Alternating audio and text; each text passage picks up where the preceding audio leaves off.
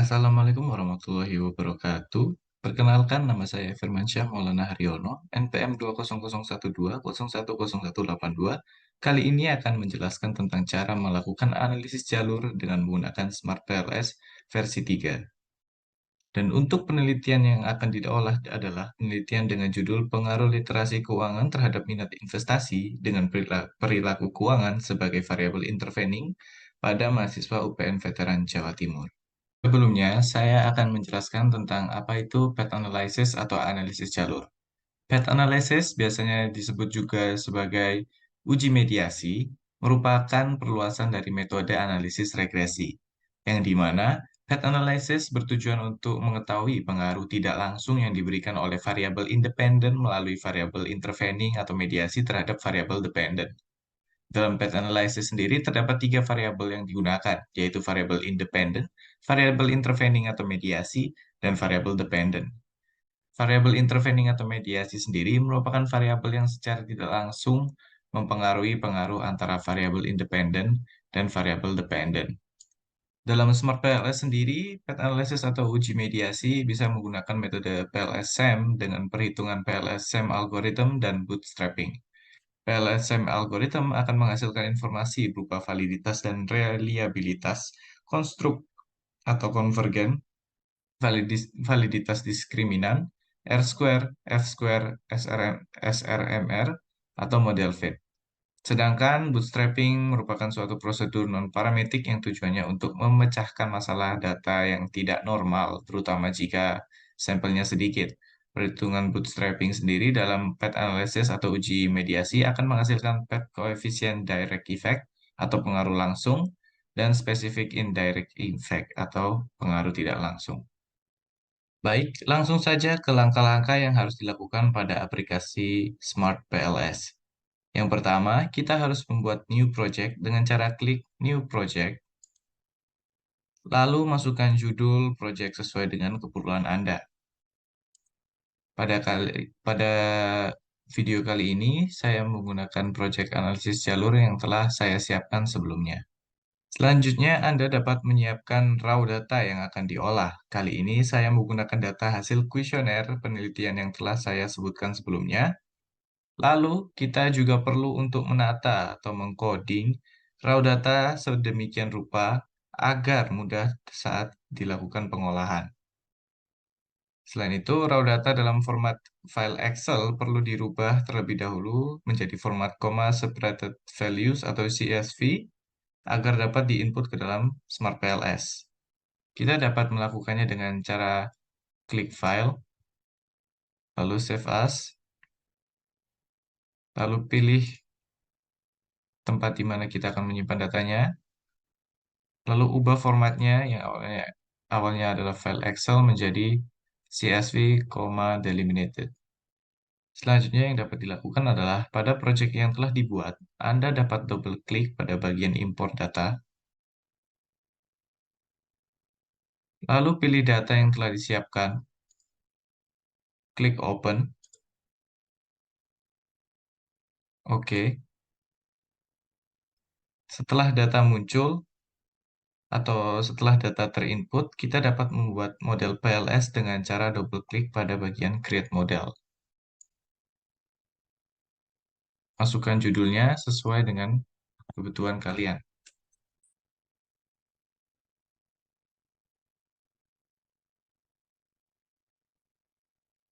Dan untuk membuat modelnya, kita dapat memasukkan data indikator yang telah kita siapkan seperti berikut.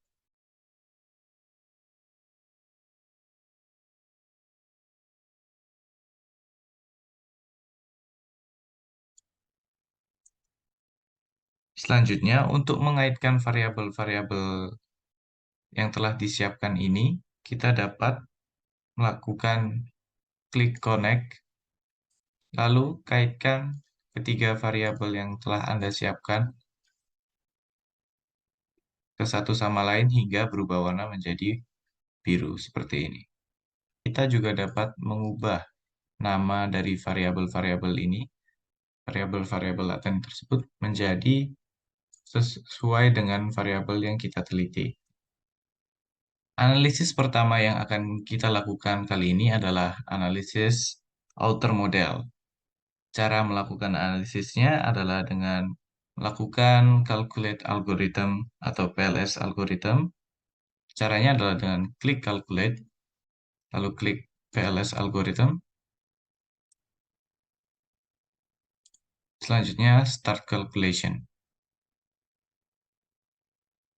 Setelah hasil PLS algorithm keluar, kita dapat melakukan uji outer model dengan kriteria pengujian outer model yang sudah saya siapkan di sebelah kanan layar. Kali ini kita akan melakukan uji validitas, lalu uji reliabilitas. Seperti yang kita lihat pada bagian outer loading, kita telah menemukan hasil dari uji yang dilakukan, yaitu pada indikator X1 sampai X3 lolos uji validitas konvergen menggunakan loading factor karena loading factor yang dihasilkan melebihi 0,70. Begitu juga dengan indikator pada Y1 hingga Y3. Sedangkan pada indikator variabel Z terdapat satu variabel yang tidak memenuhi kriteria pengujian dari loading factor ini. Untuk mengatasinya kita dapat membuang indikator tersebut atau kita mencari teori yang dapat mencakup atau mendukung eh, kriteria dari pengujian loading factor agar dapat diterima nilai 0,694 ini. Selanjutnya kita dapat melihat validitas konvergen dengan kriteria average variance extract atau AV. Dalam PLS algorithm ini ketiga-tiganya lolos dari kriteria pengujian AV di validitas konvergen ini. Selanjutnya, kita juga dapat melakukan uji validitas menggunakan validitas diskriminan dengan cara klik diskriminan validity, lalu akan keluar output seperti ini. Lalu kita cari tabel HTMT. Untuk lolos dari uji validitas diskriminan ini, nilai HTMT harus kurang dari 0,9. Dan ketiga variabel telah memenuhi hal tersebut, maka dapat dikatakan ketiga variabel ini lolos dari uji validitas diskriminan. Selanjutnya, kita dapat melakukan uji reliabilitas pada pengujian atau analisis outer model ini dengan cara melihat Chromebug Alpha dan Composite Reliability. Yaitu kriteria pengujiannya adalah harus di atas atau lebih besar daripada 0,70. Bisa kita lihat dari ketiga variabel ini yang lolos dari Cronbach Alpha adalah variabel minat investasi dengan nilai Cronbach Alpha sebesar 0,769. Sedangkan dua variabel lainnya tidak lolos atau tidak sesuai dengan kriteria pengujian di bawah 0,70. Sedangkan jika menggunakan composite reliability, ketiga variabel tersebut eh, bisa dikatakan reliable. Dengan demikian, variabel yang paling sempurna pada uji reliabilitas kali ini adalah minat investasi. Karena Cronbach Alpha dan Composite Reliability-nya telah memenuhi kriteria pengujian, yaitu di atas 0,70. Sedangkan dua variabel lainnya hanya memenuhi pada kriteria Composite Reliability. Selanjutnya, kita dapat melakukan analisis inner model. Ada beberapa analisis yang dapat dilakukan dengan menggunakan VLS algorithm pada analisis inner model ini. Bisa kita lihat ada beberapa analisis inner model yang dapat dilakukan, yaitu dengan cara melihat R-square, goodness of fit, F-square, dan path coefficient. Lalu ada specific indirect effect. Untuk path coefficient dan specific indirect effect akan dimasukkan kepada uji hipotesis yang akan dilakukan setelah analisis inner model. Untuk yang pertama adalah uji R-square. Bisa kita lihat sesuai dengan tabel yang telah dihasilkan. Berdasarkan tabel tersebut, dapat dilihat bahwa nilai R-square antara variabel intervening dan variabel independen bernilai sebesar 0,142. Dengan kata lain, sumbangan pengaruh variabel independen terhadap variabel intervening sebesar 14,2%. Dengan demikian, sesuai dengan kriteria pengujian, dapat dikatakan bahwa nilai R-square termasuk dalam model yang lemah, karena 0,142 lebih kecil daripada 0,19. Sedangkan sumbangan pengaruh variabel independen dengan variabel dependen sebesar 0,349 atau 34,9%.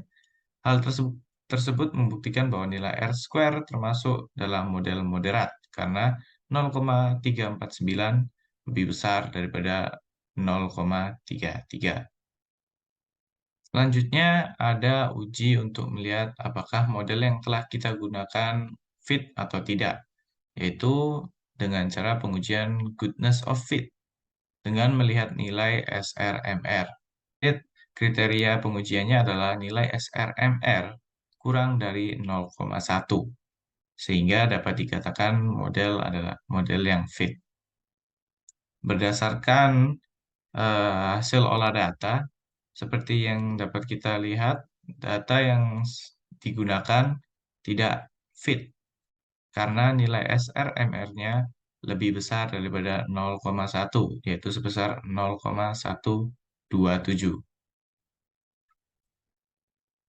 Tapi untuk video kali ini kita anggap saja eh, data yang digunakan fit dan kita dapat melakukan uji atau analisis inner model selanjutnya yaitu uji F-square.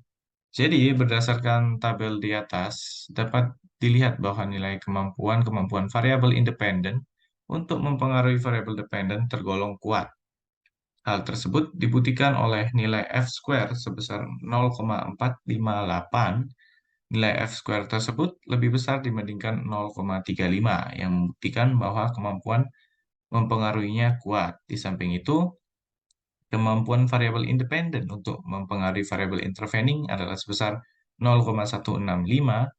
Berdasarkan teori milik Ghazali tahun 2016, pengaruh yang dihasilkan termasuk sedang atau moderat karena nilai F square lebih besar daripada 0,15 dan lebih kecil daripada 0,35 senilai 0,165. Berbeda dengan variabel-variabel sebelumnya, nilai F-square pada variabel intervening tidak memiliki kemampuan untuk mempengaruhi variabel dependen karena nilai F-square-nya adalah 0,000. Kita akan melakukan uji terakhir yaitu uji hipotesis dengan cara analisis calculate bootstrapping, yaitu dengan klik calculate bootstrapping lalu start calculation, lalu akan dihasilkan output-output sebagai berikut. Output-output yang telah dihasilkan telah saya pindahkan ke dalam makalah sehingga dapat dianalisis dengan mudah.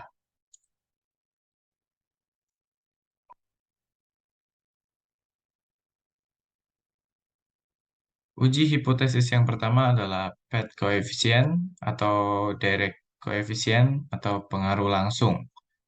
Dengan kriteria pengujian, jika p-values kurang dari 0,05, maka sebuah variabel dapat dikatakan berpengaruh signifikan terhadap variabel lainnya. Sebaliknya, jika p-values lebih besar daripada 0,05, maka tidak terdapat pengaruh yang signifikan antara satu variabel terhadap variabel lainnya. Sedangkan pada data yang telah dihasilkan pada output sebelumnya, sebelum melakukan uji hipotesis, kita perlu mengetahui hipotesis dari penelitiannya, seperti yang telah ada pada layar, ada 4 hipotesis yang dikemukakan, yaitu Hipotesis pertama, literasi keuangan berpengaruh signifikan terhadap perilaku keuangan secara langsung. Yang kedua, literasi keuangan berpengaruh secara signifikan terhadap minat investasi secara langsung. Yang ketiga, perilaku keuangan berpengaruh signifikan terhadap minat investasi secara langsung. Lalu hipotesis terakhir, literasi keuangan berpengaruh signifikan terhadap minat investasi melalui perilaku keuangan. Ada beberapa hasil yang dapat disampaikan sebagai berikut. Yang pertama adalah hipotesis pertama, yaitu terdapat pengaruh signifikan dari literasi keuangan terhadap perilaku keuangan secara langsung dengan PET koefisien 0,375 dan p-value 0,010 atau lebih kecil daripada 0,05. Dengan demikian, hipotesis pertama dapat diterima. Begitu juga dengan hipotesis kedua, yaitu terdapat pengaruh signifikan dari literasi keuangan terhadap minat investasi secara langsung dengan PET koefisien 0,589 dan p-value sebesar 0,000, lebih kecil dari 0,05. Dengan demikian, hipotesis kedua juga diterima. Sedangkan pada hipotesis ketiga yang menyampaikan bahwa perilaku keuangan berpengaruh signifikan terhadap minat investasi tidak dapat diterima karena nilai p-value-nya ada jauh di atas 0,05, yaitu sebesar 0,986. Dan PET koefisien yang dihasilkan juga sangat rendah, yaitu sebesar 0,003. Dengan demikian, hipotesis ketiga tidak dapat diterima dan dapat dikatakan bahwa tidak terdapat pengaruh signifikan dari perilaku keuangan terhadap minat investasi. Selanjutnya adalah specific indirect effect atau analisis atau uji hipotesis terakhir, yaitu untuk melihat pengaruh tidak langsung atau pengaruh atau kita menguji apakah sebuah variabel mediasi dapat memediasi uh, variabel independen terhadap variabel dependen. Seperti yang kita lihat pada output tabel yang telah dihasilkan, p-values berada pada nilai 0,988. Dengan demikian, hipotesis keempat atau H4 tidak diterima karena nilai p-values-nya lebih dari 0,05. Dengan demikian dapat dikatakan bahwa perilaku keuangan tidak dapat memediasi pengaruh literasi keuangan terhadap minat investasi. Baik, dari analisis yang telah dilakukan, baik dari analisis outer model, inner model, dan uji hipotesis, maka dapat ditarik kesimpulan bahwa ada beberapa indikator dari ketiga variabel tersebut yang tidak valid dan juga pada hipotesis ketiga dan empat, yaitu tentang pengaruh literasi keuangan terhadap minat investasi secara tidak langsung melalui variabel perilaku keuangan yang tidak dapat diterima karena flat koefisiennya atau p-value-nya sangat tinggi, melebihi 0,05. Begitu juga pengaruh langsung dari perilaku keuangan ke minat investasi juga memiliki p-values yang cukup tinggi di angka 0,987, jauh di atas 0,05. Dengan demikian, pada penelitian kali ini, hanya dua hipotesis yang dapat diterima, yaitu hipotesis 1 dan 2, yang berisi tentang pengaruh langsung literasi keuangan terhadap minat investasi. Baik, sekian dari penjelasan analisis jalur kali ini. Jika ada salah kata atau penyampaian, mohon dimaafkan. Wassalamualaikum warahmatullahi wabarakatuh.